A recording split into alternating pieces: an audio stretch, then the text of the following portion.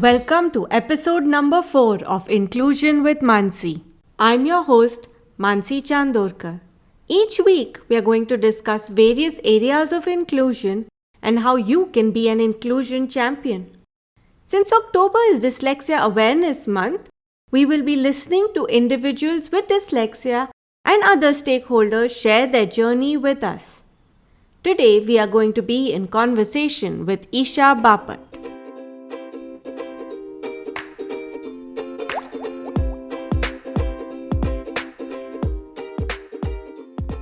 Hello, Isha. Welcome to my podcast. I would like to introduce my listeners to Isha Bapat. She has been one of my students at the Orchid School and now has gotten into NID Ahmedabad. Welcome, Isha. Hi Mansi. Okay, Isha, can you tell us a little bit about yourself? Can you introduce yourself to the listeners? Okay, so like as Mansi said, I'm Isha Bapat. I'm from NID Ahmedabad.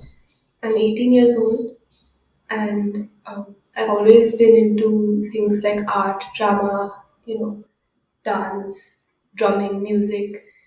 Um, but I think that that compensates for how I was academically. Yeah, I know you are really very creative because Isha has made the logo for my podcast, and I think it's really awesome. So, thank you, Isha, very much for that.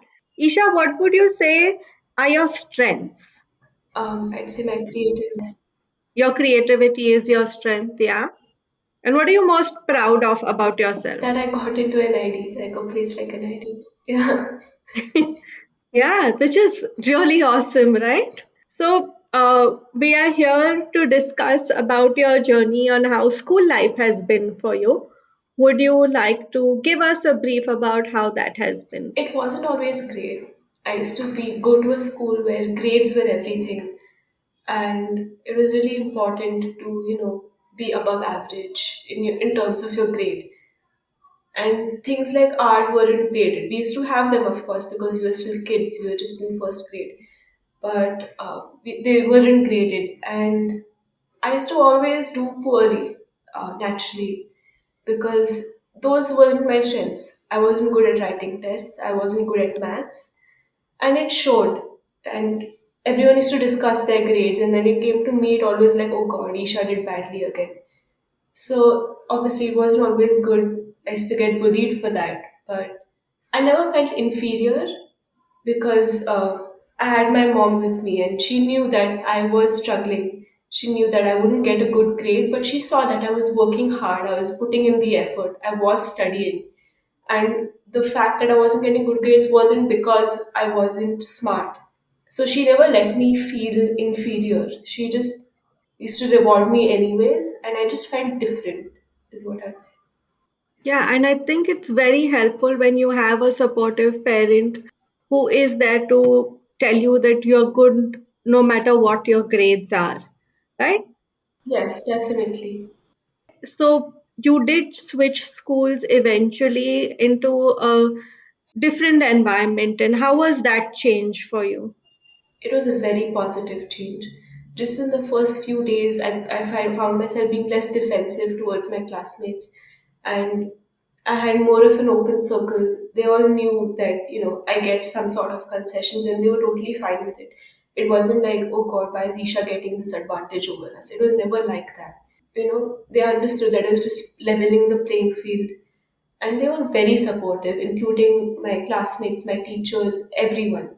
So it does help to know that people around you understand what you're going through and are supportive in your journey. Is there any specific thing that helped you along the way? Is there a person or a strategy or something that helped you along the way to know that, things are not so bad? It's going to be awesome. I'd say my mother, because she's also a special educator, and she knew from a very early age that I was LD. But she obviously never let me feel inferior. That's one. But she always taught me how to, see the good in it. Like, I'm so much more creative. I am so good at art.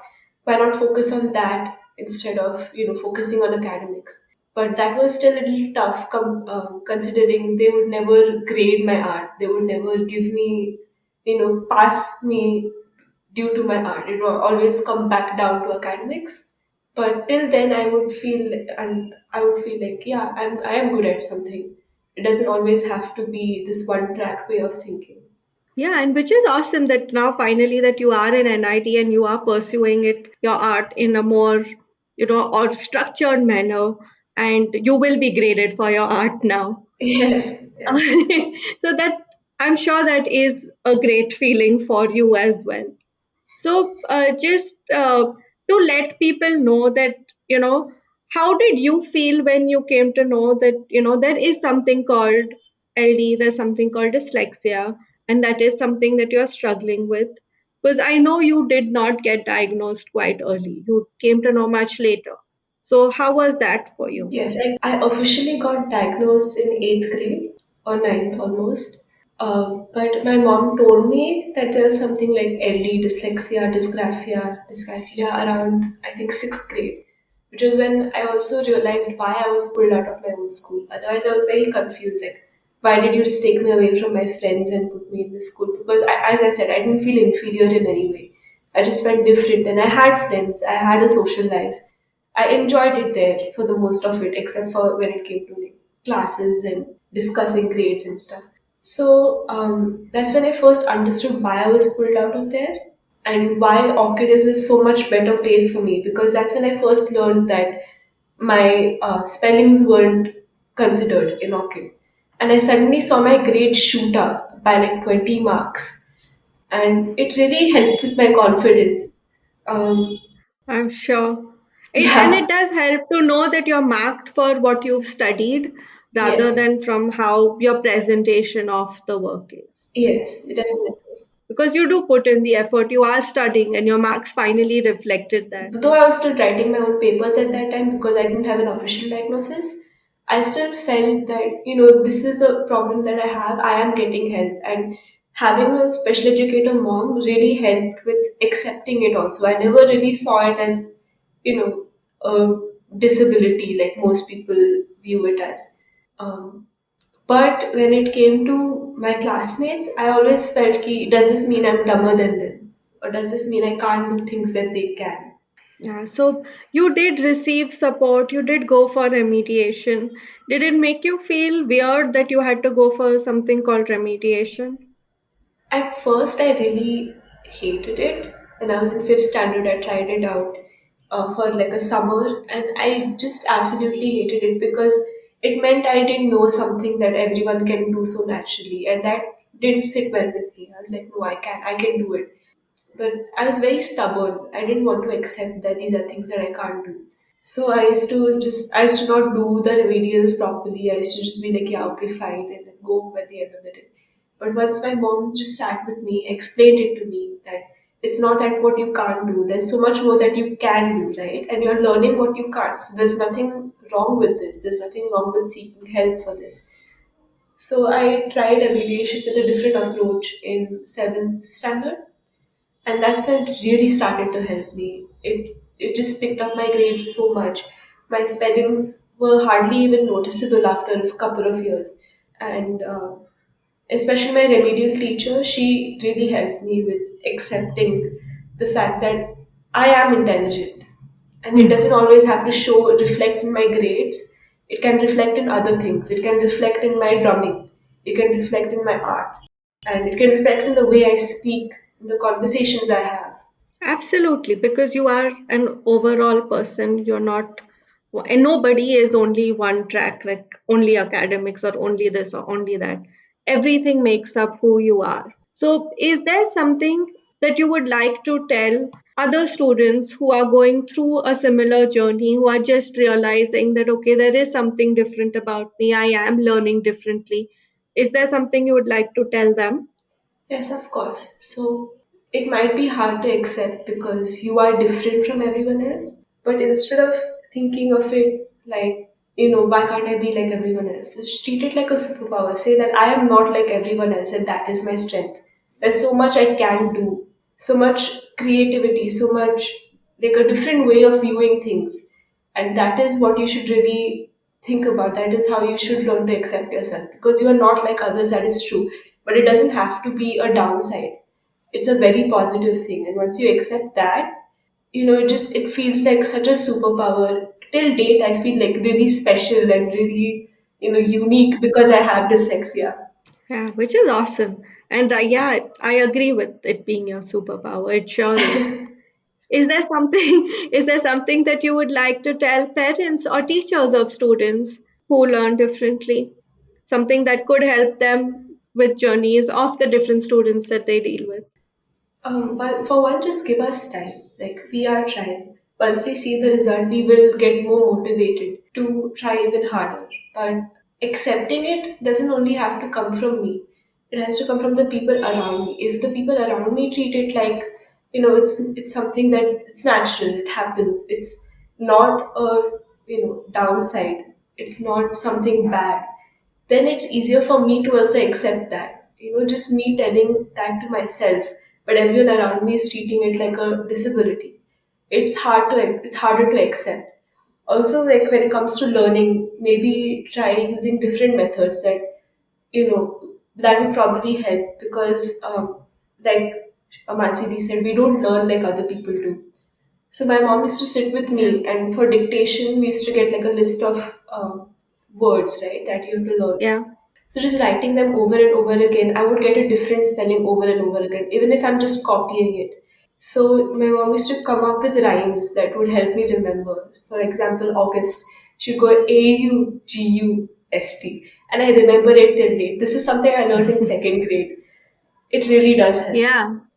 It does. It does help incorporating music and songs and movement into what you are learning because we all learn differently and we need to figure out what is the best way my child or my student can learn and then teach them that way. Because no two people will learn exactly the same way. So, Definitely. yeah, that's awesome advice that you have for everyone else. Is there anything else that you would like to share with the listeners about yourself, your journey, anything that you would want them to know? So each college and school will see this differently, will see dyslexia differently. So, like in Orchid, it was always like really helpful. They would bend over backwards to give you your concessions and give you writers and help you with the whole process. But I switched to a junior college when I was in 11th and 12th because I wanted to do arts, and Orchid didn't have arts at that time. They put me under a category that said physically handicapped. Now, I don't know what part of me is physically handicapped in any way, but I was put under that category. And by that time, I already knew what dyslexia was. I'd been dealing with it for Yeah. years. I was very educated about it. So I didn't feel weird or anything. It's like, okay, maybe they don't know. Maybe, they still don't have a category for us. So I didn't really feel bad. I just laughed it off. But something I wasn't expecting was when I came to NID and I had to sit for my interview. They did ask me about my dyslexic journey. And that's when I accidentally referred to it as a disability because there's a category called person with disability. So I accidentally referred to it as disability. And the interviewer asked me to stop talking and said, just let me tell you this one thing, it's not a disability. It is something it's not a downside, just like I've been saying this whole time. And he really made me feel really good. Like I knew all these things already, but for someone who was still struggling with accepting dyslexia, to have a college interviewer stop you and tell you this, it was very helpful and it was very accepting.